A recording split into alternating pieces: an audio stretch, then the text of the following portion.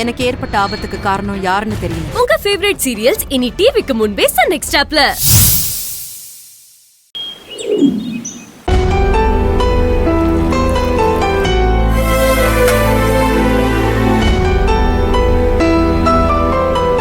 அத்தை, என்னத்த நடக்குதுங்க? எனக்கே ரொம்ப பயமா இருக்குடி. அப்படிதான் அத்தை எனக்கும் இருக்கு. ஆரம்பத்துல மாமா மனசு மாறிட்டாருன்னு தான் நானும் நினைச்சேன். ஆனா இங்க நடக்கிற ஒவ்வொன்னத்தையும் பார்த்தா உன் மாமா சாப்பிட்டுட்டு வெத்தலை போட்டிருக்கதை என்னைக்காவது நீ பாத்திருக்கியா? நான் இந்த வீட்டுக்கு கல்யாணம் ஆகி வந்ததுல இருந்து ஒரு நாள் கூட பார்த்ததே இல்ல அத்தை. நான் கல்யாணம் ஆகி இத்தனை வருஷத்துல அவர் ஒரு நாள் கூட வெத்தலை போட்டதை நானும் பார்த்ததில்ல.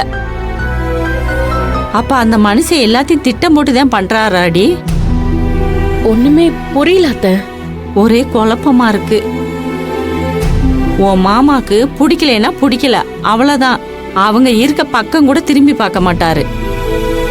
இவங்கள பழி வாங்குறதுக்காக வீட்டுக்கு கூட்டிட்டு வர மனுஷனே கிடையாதே. பிடிக்கலனா வீட்டு படி ஏறாதேன்னு கண்டிஷனா சொல்லிடுவாரு.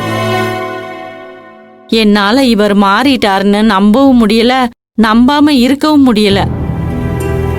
என் பொண்ணு அவங்க மாமா இந்த வீட்டுல என்னைக்குமே சேர்க்க மாட்டாருன்னு நினைச்சேன்.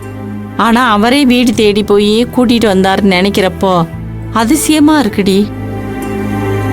இப்ப என் பொண்ணு இங்க இருக்கா, மருமகன் இங்க இருக்காரு.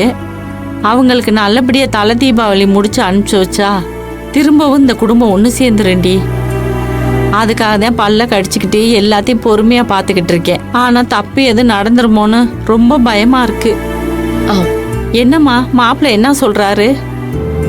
இல்லம்மா, சரவணன் ஜோக் அடிச்சானா, அதனாலதான் சிரிச்சிட்டாருன்னு சொல்றான்.